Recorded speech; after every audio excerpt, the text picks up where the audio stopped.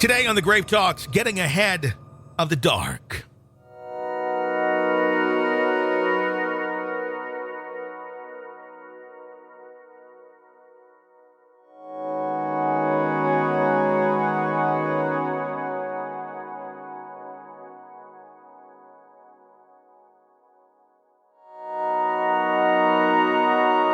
When Peter Dowling received a report from his brother that does not believe in the paranormal, to help a friend who was being oppressed, he knew he had to help.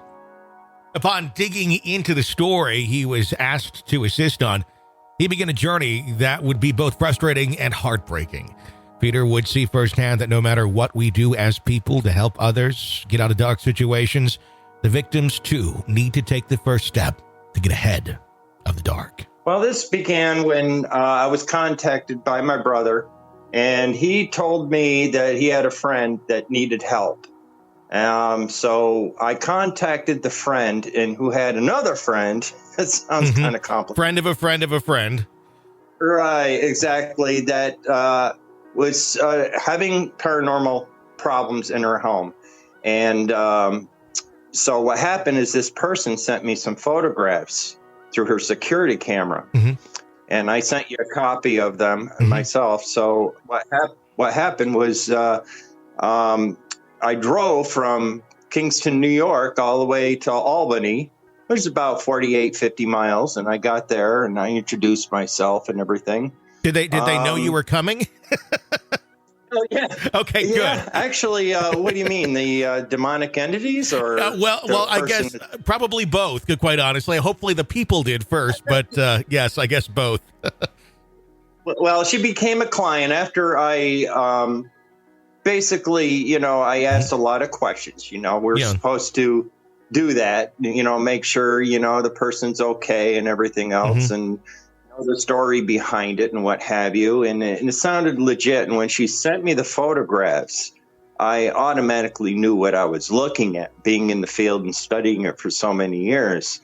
So what I did was we made a date where I show up and and I want to find out, what exactly happened. But tell me about these photographs, because yes, you did send them to me.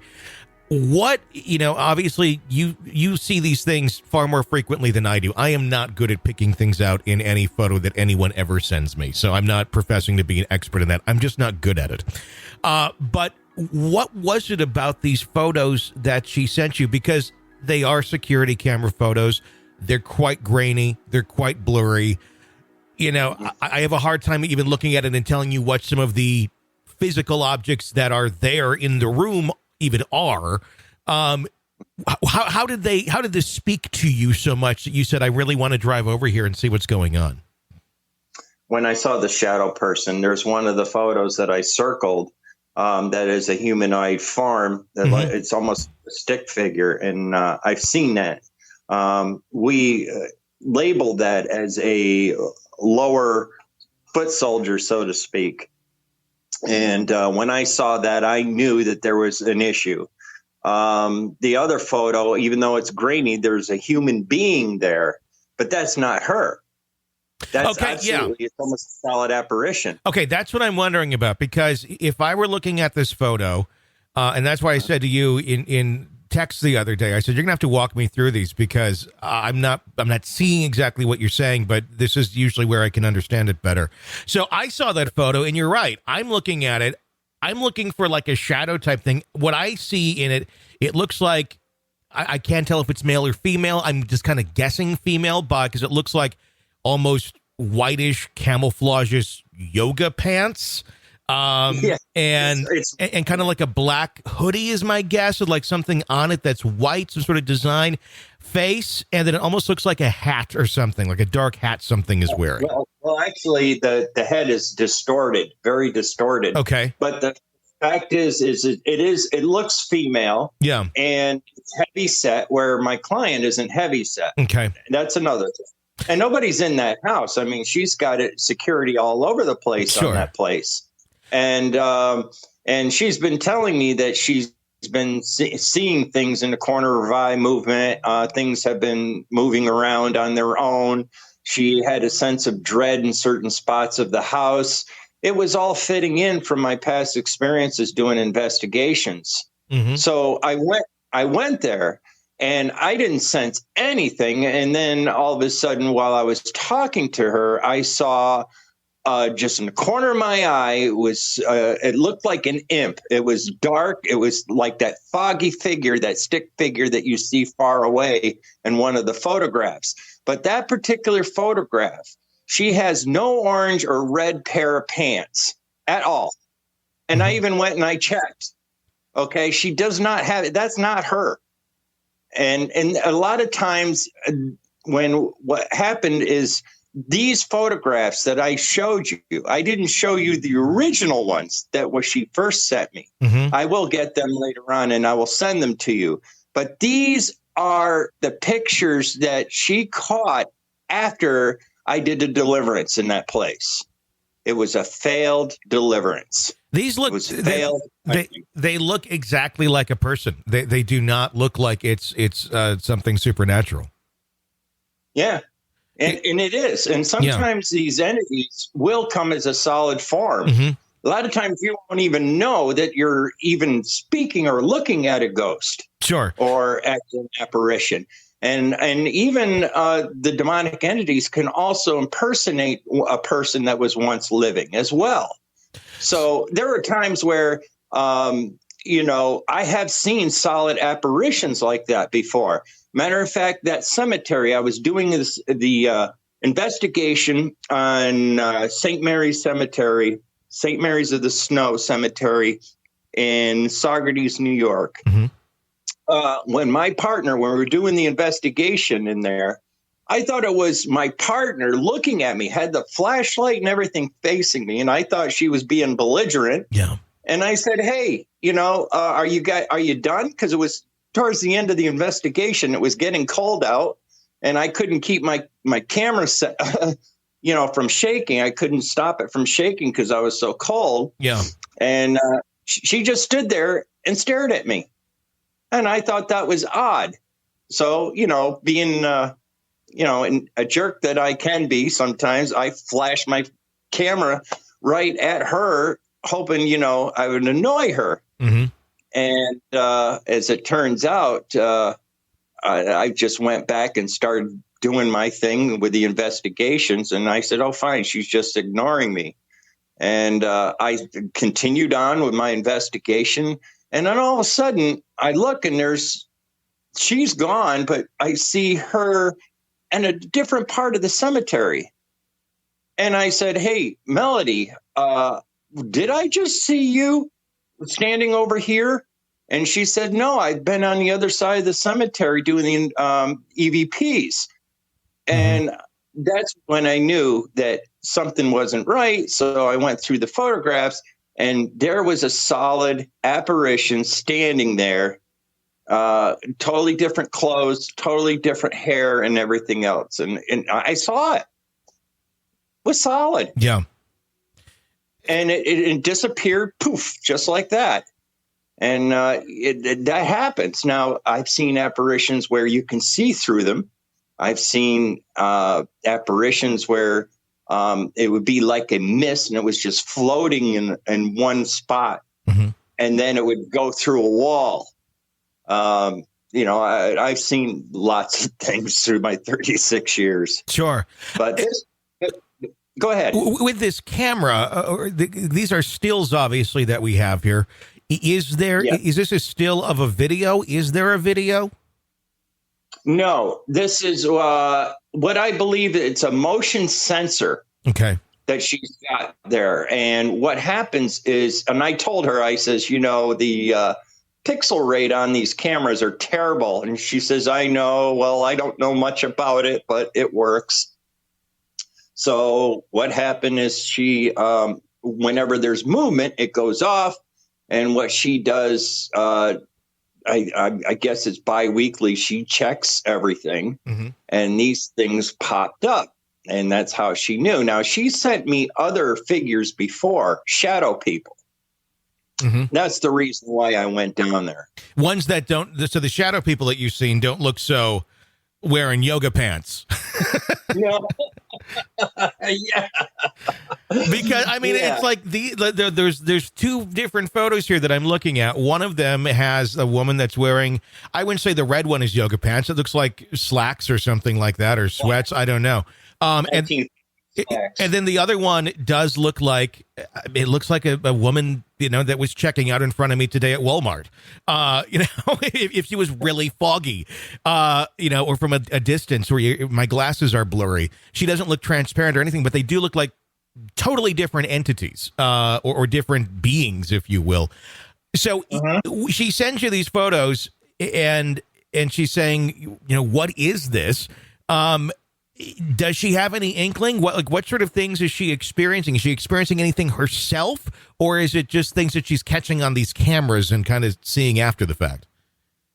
Well, I can tell you, what I do know is there's some horrible things that happened to her life, and it was just recent, and that's when the activity started. Now, a client can tell me what they perceive of it, but it's not necessarily the truth of it. And what happened was her son that was living there died of an overdose of heroin. And that was her only son, and that I'm aware of. And but to this day, she struggles with it. And then she got into an abusive relationship, and she's an alcoholic.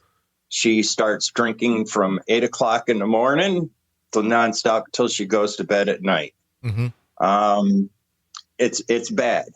I told her when I went in there, when I saw that in the corner of my eye, that's when I said, okay, I have a couple pieces of a paranormal equipment. I can check this, and I'm going to start reading scriptures, had burned the sage, had the holy water, start reciting prayers, and started from one end to the room to another, from upstairs, worked all the way down.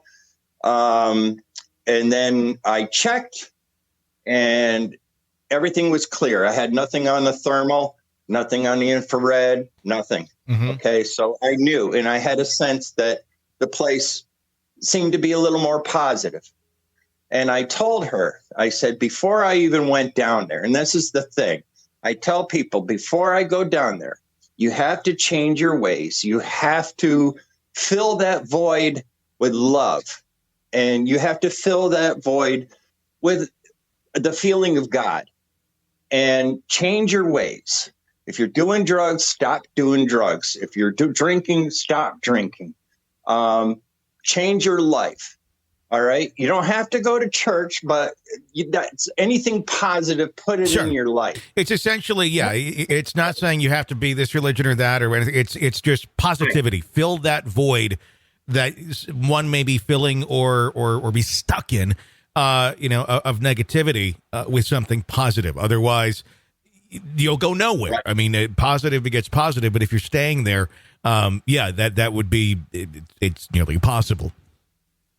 Well, Tony, the thing is they don't do it. And I've had the bishop tell me, Bishop Plato told me that you have to fill that void with God of your understanding, or at least I like to say spirituality, because that's peace within yourself, and it's all positive. Sure. It's basically meaning you can live in your own skin.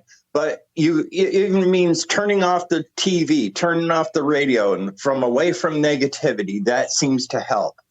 And what happened is a lot of people, they don't want to do that. Like sometimes they'll play with occult tools or Ouija boards or whatever, or tarot cards, or go to psychics and what have you.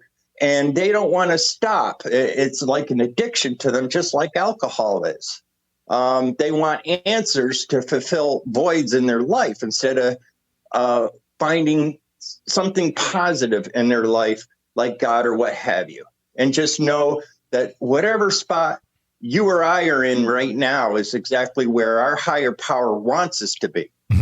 And it's that simple. But the problem is people, if they don't change, if they don't do that, the entities will come back, and it will come back worse. The photographs I sent you were the result of a failed cleansing, a failed deliverance. I warned her that if you don't stop drinking and change your life, and even getting rid of the abusive people in your life, okay, and start seeking help, either help from the psychologist or whatever, start doing things that are positive. These things are going to come back twofold, and it's going to be worse. And as a result, just like Bishop Plato, our exorcist, told us, the results were the same, exactly the same. I should have taken his warning about that, but I figured, well, let's give it a shot. I want to help people, and I'm just glad nothing bad happened as a result of it yet. How often do you run into that where it's, someone has an addiction or someone has some sort of mental disorder that needs to be dealt with professionally, not just spiritually, not just, with prayer, but needs psychiatric help or psychological help to get through some of these things, that the two can work hand in hand, where if that person was finding positivity and finding ways of going through those things, but of course they need to want to first, and then if they can go down that path, then it can work hand in hand. There's professional side and a spiritual side, or a medical side and a spiritual side that can work hand in hand, where, eventually people will just look at these individuals that are suffering from things and just go, well, it's clearly your addiction and you're delusional at some point. But it's not always that. There's other things that go on and then plague those people, and they're kind of stuck in this rut of not going to be believed, not going to be taken seriously, but because their addiction pulls them down, and then other things get in the way. Oh, of course. And, different religions and what have you have different beliefs of a person that's drunk. They have a spirit, like our Christian Bible. It's they have a spirit of the whale and so forth. And they say not to have anything that's fermented. But I do know in cases where a person is using drugs, because one of the number one rules of anybody that's a part of Eastern Shore Paranormal, I tell them that, hey, look, I'm going to show you how to do this safely.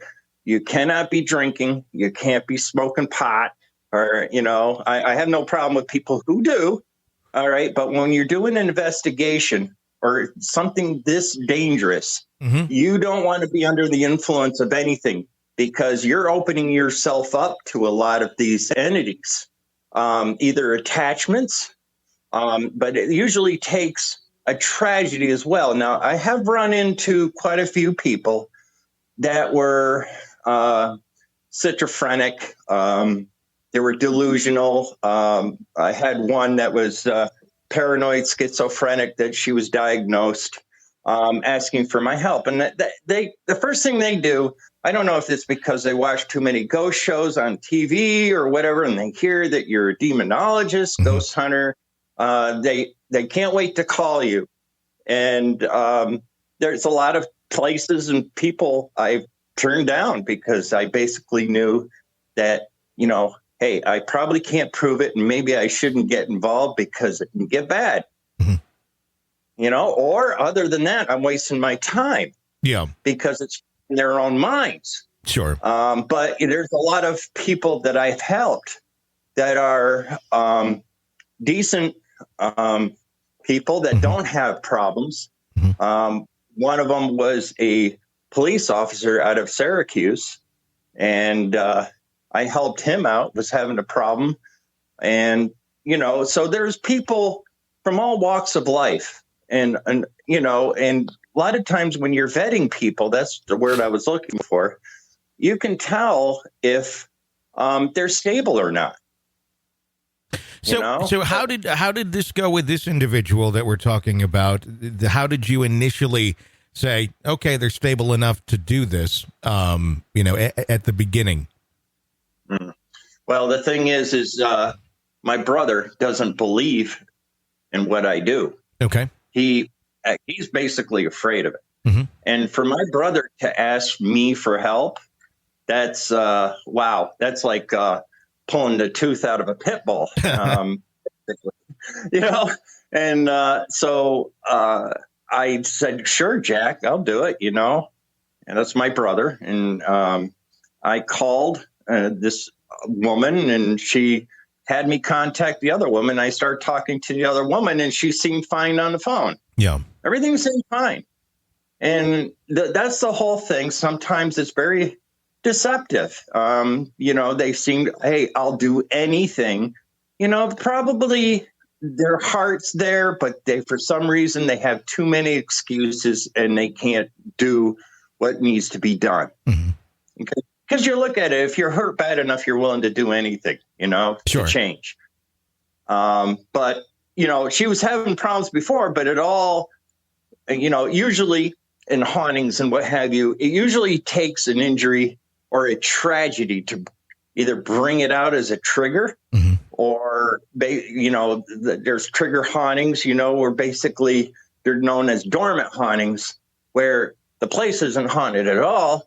Something happens, something bad happened, or, you know, some sort of tragedy. And then all of a sudden you've got a full-fledged haunting. Mm-hmm. Other times, you know, a person moves in, it's haunted. So a lot of times, you know, like the death of your son, she found him dead, and it, you know, she's traumatized from that. Sure. So she uses alcohol, and of course, you know, with the alcohol, she gets into bad relationships with people, and it just has spiraled out of control. And, you know, she still wants my help. I still talk to her, but there's nothing I can do. And it kills me. It kills me because I'm just seeing somebody destroying themselves, and there's nothing I can do. I give them suggestions, but I can't force anybody. I have to accept the fact that I have no control over other people, but even though my intentions and my heart is good for them, you know, so had she had any prior to the passing of her son so tragically, did she have a history of experiences or anything like that, or did this all seem to start up after that tragedy struck? It happened after the tragedy started. You know, mm-hmm. She was basically a sensitive. She told me basically she always believed such things. When she was little, she saw things. Mm-hmm. Here and there. So I think maybe she had a little bit of empathic ability. Mm-hmm. Her environmental sensitivity was a little higher than the average, mm-hmm. you know? So but it said that place where she's at, it got worse once her son died. So tell me about that. I mean, obviously we see these images that are very bizarre. What was going on basically in her world that she was experiencing beyond checking the security camera? Well, she didn't know who to talk to, and she confided in somebody that, you know, that was close, that happened to be friends with my brother. Mm-hmm. And, hey, you know, I know a paranormal investigator. He's in Saugerties, New York. Well, now I relocated to Syracuse just within this month. And but what happened, I was during the transition of moving when I was contacted, and I figured, well, you know, I'll just stop up there. And I made a date to be able to assist her. Yeah. But then it was like, once I got there, she seemed to be okay. And she says, you know, I don't drink at all. And she was having a beer, and I didn't mind. I didn't mind at all, you know, what she wanted to drink. Yeah. I said, sure, no problem. And she was sober. Yeah. So that's how she got to you. But what were some of the things that were happening to her that got you to her, that made you go, okay, beyond just these photos, what is happening to you? The bed shaking. Okay. Which has happened to me before. That's one of them. Mm-hmm. Doors popping open or slamming shut. Okay. Heavy footsteps going up the stairs to her bedroom. Okay. And like a Gestapo knock against the door. Those things I've experienced before. Mm-hmm. So I knew she was telling the truth. Then when she sent me the photographs, that's when I knew, Tony. I So, had to get down there. so what made you go and say this is demonic right away? Because you said like that's what, if I'm understanding correctly, you could kind of make that judgment call based on what she was telling you and by those photos. And more than that, when I walked in, I saw in the corner of my eye a shadow imp, Sure. which was just a blink of an eye, and it was like a creepy crawly thing. It was black, it was deformed, and it moved very quickly. And I just happened to catch it in the corner of my eye. And a lot of times I can go in these places, and I have a sense of dread when I walk in. Mm-hmm. I didn't feel that. It was very deceptive. It was a strange case altogether. I didn't feel anything. Mm-hmm. So I started saying, well, here's the photographs. Her stories can jive with my experiences, but I don't feel anything. And so automatically, I started, all right, brought out the Bible, brought out the incense, the sage, and brought out the holy water. And I told her, this is what I need you to do. I need you to pray. I need you to pray. While you're praying, I'm going in through the house, because she didn't like the fact that, she said, well, I really don't want to go outside the house while you do this. And I respected that. And I told her, well, you're risking endangerment yourself if you don't get outside the home. Mm-hmm. And she says, no, that's okay. I want to see this. She says, I've had priests come in here before. I've had a shaman come in here before, and nothing happens. Well, I knew right then and there what the issue was. And I said, well, the reason why it didn't work was because you didn't put the alcohol down and change your life. You're continuously destroying yourself. And also, too, in the corner of her house, she has her son's ashes and has like a memorial with her son, some of his belongings. Sure. So that too, okay, something told me, and I couldn't quite get it out, because I kind of miss having a female investigator next to me, because sometimes women can bring out things more from other women than the man can. Mm-hmm. And I kind of sensed that she was holding something back.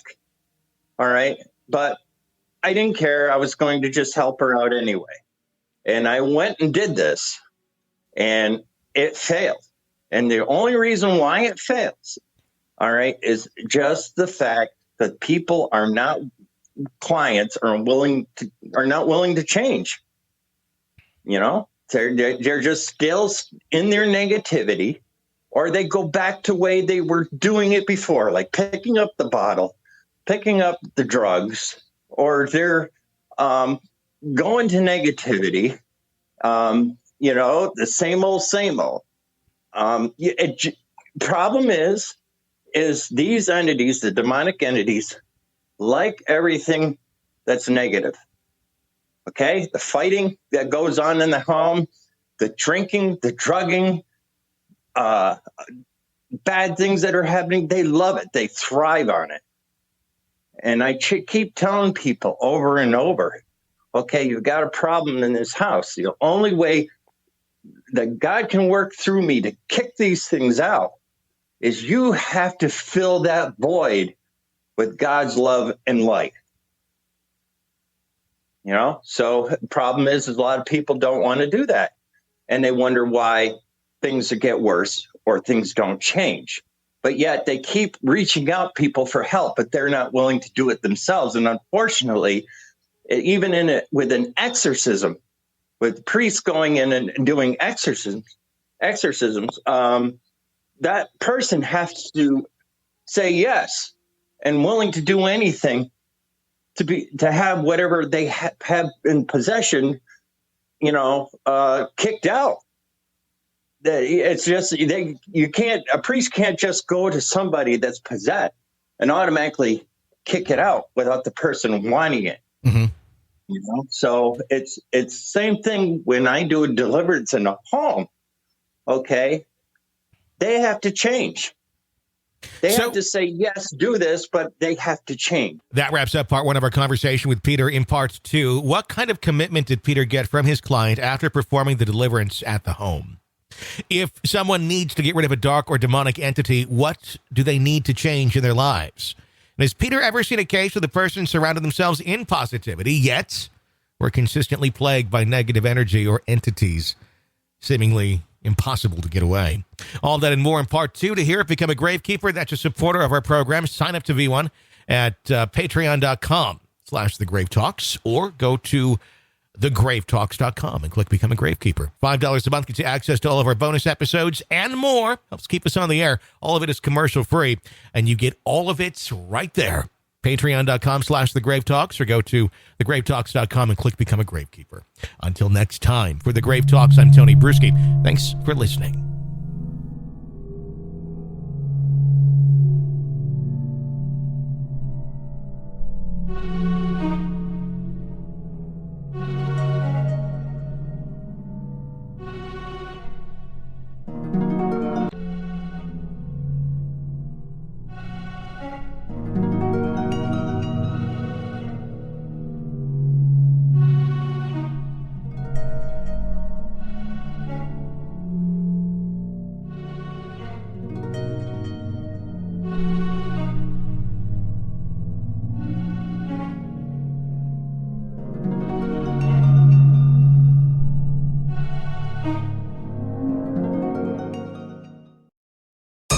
Welcome to part two of our conversation with Peter James Dowling about getting ahead of the dark. What is involved with you doing a deliverance in someone's home? What exactly is the act that you're doing?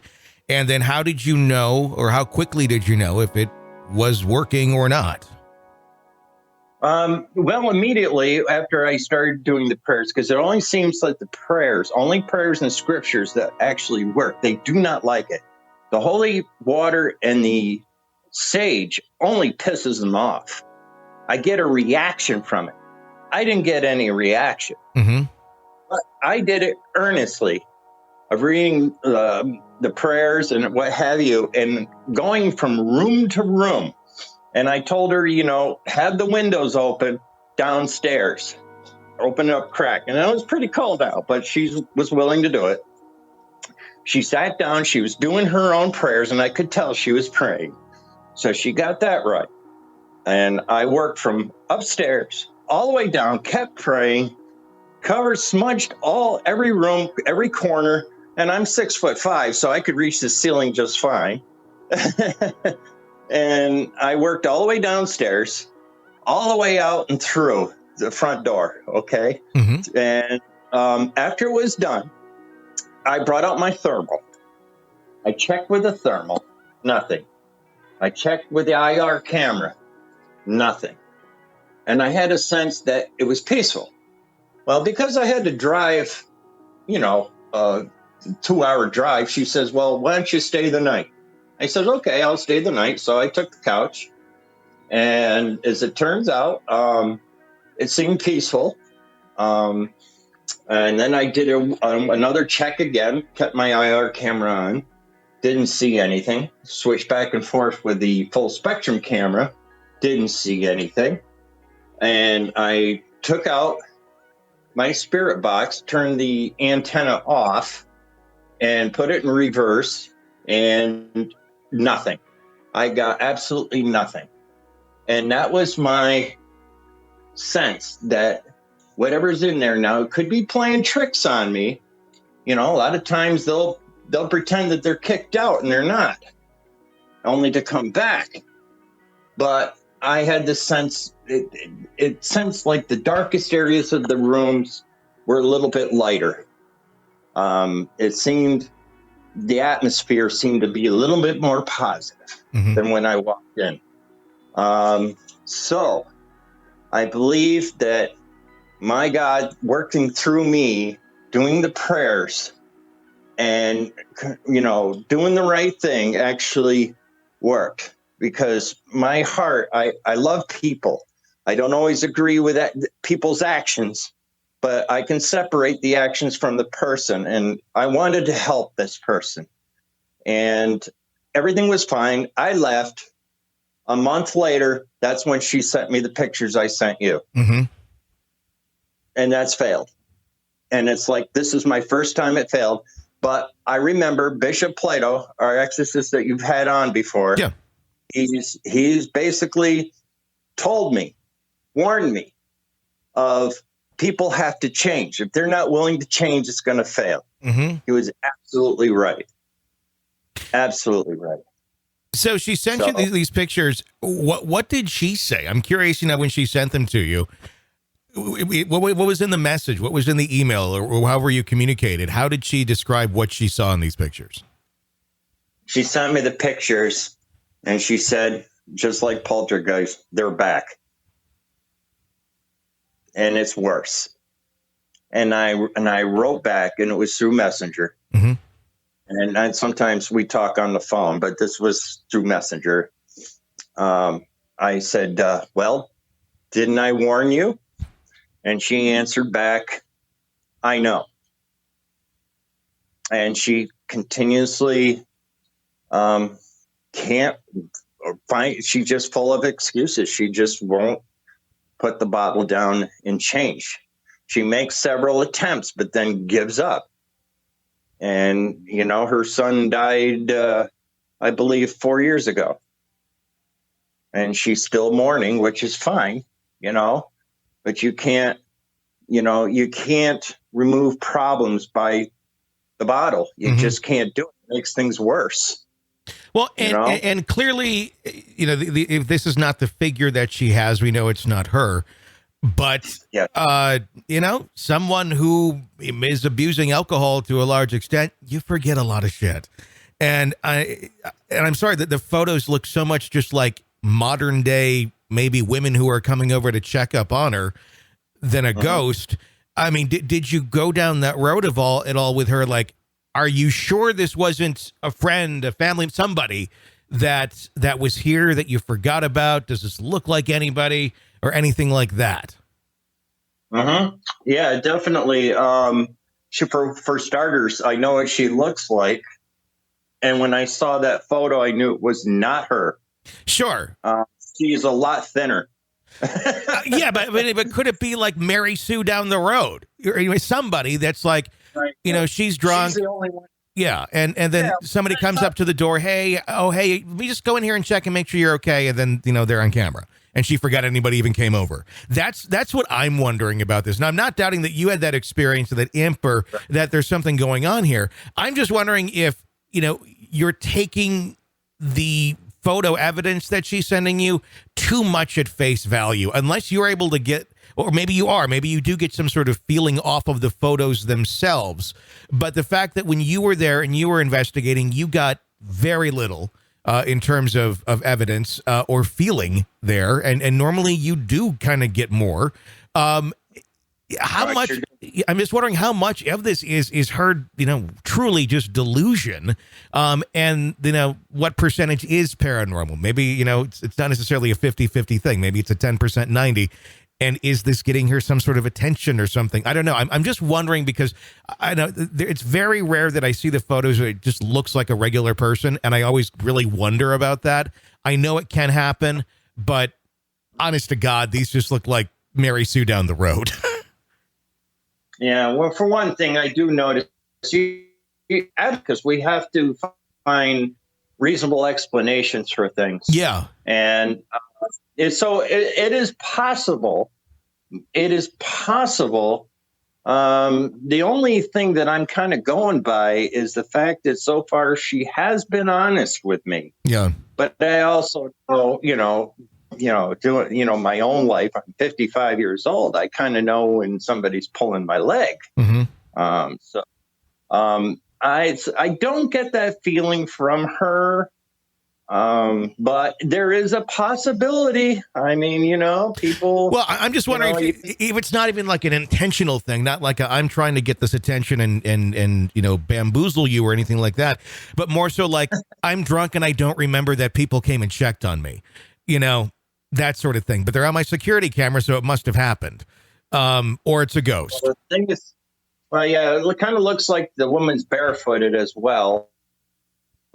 Her hair, well, actually, the head is really distorted. Yeah. But also too, I've had half apparitions before. Yeah. Where it's fuzzy on top, but it's solid form, half solid. This particular one here, I knew right off the bat that, well, okay, for starters, yes, I do know fact that is not her. She claims she has no red pants. Now, I do know for a fact from being there, she's a biker. She has nothing but black clothes. Uh-huh. Yeah. She'd make an excellent paranormal investigator. She cleaned up her act. Yeah. So no, I believe her. Okay. I do believe her, but I can't say for certain that somebody did check up on her. But she's told me that, she lives alone. She'll have her boyfriend stop by occasionally, and she might have a guest here and there. But even when she's drinking, she's kind of lucid. Yeah. Even when she gets to a point where she's drunk, she's lucid. That I have experienced. So I'm putting all the little pieces together in my head, not going by the heart. It kind of makes sense what she's telling me. Sure. Now, you said that this was a failed deliverance, and you got these pictures after the fact. She's still using, essentially, and you're saying, until you change that, there's not a whole lot I can do. It's just going to be a cycle of the same things over and over. I'm not going to keep doing that. So where does it stand right now? As you said, she wants you to come back. Why does she want you to come back? What does she think is going to happen if she's not going to do the work on her part to bring positivity into her life? Well, Tony, to be honest with you, fortunately, I'm going to say unfortunately, sometimes I get a lot of attention. I sometimes get a lot of attention, especially now being single and doing what I do on the side for my full-time job. I do this. Single women that are into the paranormal, they're liking me. And I believe that there might be a possibility of that involved, but also too, because I'm spiritual. You think she's trying to get to you get a date by having you investigate her house more? Good possibility. You never know. I mean, the people that we deal with. Yeah. I guess. Yes. And the thing is, how many demonologists do you know? I know that you have a radio show and, podcast, and I probably know more than normal, but I don't think most people know any. So. More than you should. Yes. I guess I can't imagine ever putting that on someone's, Hinge profile, demonologist or whatever. Right. Well, yeah, it's out there. Yeah. But anyhow, yeah. Anyhow, I really believe, to be more serious, I believe that people notice that I don't, like what I'm telling you here, I actually live it, Tony. Sure. I'm very spiritual. I like to help people. I'm stable. I'm level-headed, I believe. And, I work 8.5 hours a day, good job, well-paying, and, I'm stable. And people see that and they want that, or they're attracted to the spiritual aspect. Sometimes, some people, they just turn you off because they're so negative. And then others are so positive and so friendly, and they know this person's real and honest. They get attracted to that because they want to be like that. They want to know how you got there. I have going on 6 years sobriety myself. I don't drink alcohol. So there you go. Here's a person stuck with drinking. She wants that sobriety. She wants what I have. But she's not willing to go to any length to get it, so to speak. Sure. So, sure. So I believe that is it. I track everybody I work with.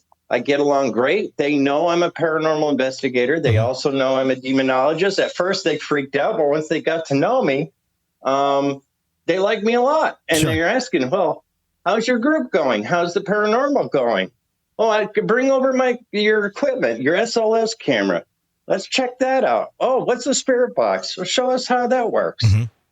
So they're interested. Yeah. And they ask questions. So it's all positive, and it should be. What when you have something like this and you feel like you're kind of stuck, do you just walk away if they're not going to do anything? I mean, you're just going to have to at some point say, I'm not returning emails, I'm not returning calls because you're not doing your part, or what do you do in something like that? I hate to do it, but yeah, for my own sanity. Sure. Basically, it's like, there's a certain time where you have to cut them off because it's killing you. It's like seeing your loved one killing themselves in a slow way, or doing things that it's not good for them. And you try to hey, because you love them, you want to help them and say, hey, look, you want what I have. This is how I did it. And if you are troubled by these ghosts or these entities or what have you, okay? Now, a ghost and a demon are two different things, okay? So, you got, like I said before, you got the residual haunts, which is just basically a replay, like a tape recorder, of an event of a tragedy that has, puts energy out in the field, so to speak. And then, you have your intelligent haunts, and they're human beings. Now, I'm not going to say that they're all demons, but I do know that demons can take the form of a living person or a dead person. Yeah. Or an animal. Okay. I know that they can do that. They have all these abilities. So, it's basically with this person, like you were saying, asking me, I am slowly pulling away. I'm no longer friends on Facebook. I let her still message me, but I don't read any of her posts or anything like that. And I blocked her from phone calls. Have you ever been on a case where the person actually, they did follow through, they surrounded themselves in positivity or their faith or whatever it may be, but they're doing the right thing. They're being positive. They're doing their part. Yet we're consistently plagued by negative energies or entities, no matter what they did? Or does the positive route, is that almost always kind of a sure-proof way to get things to change? Well, there's different ways about it. You can either ignore it and hope that it goes away, which from my experience, it does, but it takes an awful long time. But basically what you're doing is you are blocking your environmental sensitivity where you don't see them, or it becomes to a point where it doesn't affect you in any way. I've met people, oh yeah, I got a ghost living here, and this woman lives here, but I'm okay with it.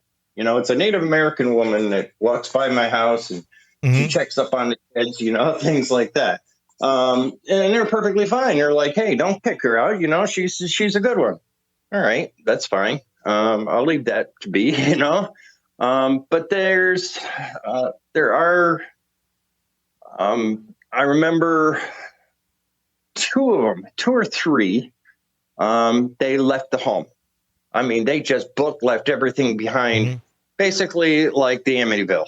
Yeah. Or and different cases that people just leave, and the entity follows them. And it's pretty much bringing yourself, whatever the problems, personal hauntings, you're taking that with you. You can't run away. It's like you can't run away from your problems. It's very similar to a demonic attachment that'll just keep following you wherever you go. That happens. And then I have experience of a successful breaking of the attachment. The place is no longer haunted, and they're doing the right thing. They're going to their own religious beliefs. They're either church. I knew one that was Jewish, went to the synagogue, and never returned. Okay, so there's different types of experiences that I've gone through. This one particular, what triggered it, and it could have been influence from Lucifer himself or the fallen angels. I can't per se, but I knew that I was supposed to be there. But it's an experience that I never had before.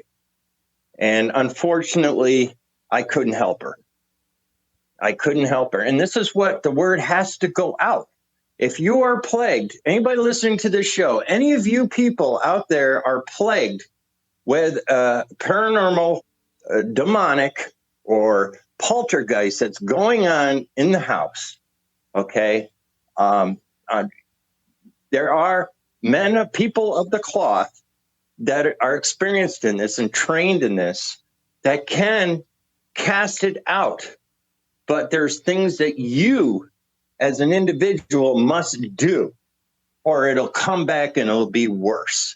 That wraps up part 2 of our conversation with Peter James Dowling about getting ahead of the dark. Thank you for listening, supporting the program, and keeping us on the air. We would not exist without you. Until next time, for all of us at the Grave Talks, I'm Tony Bruschi. Thanks for listening.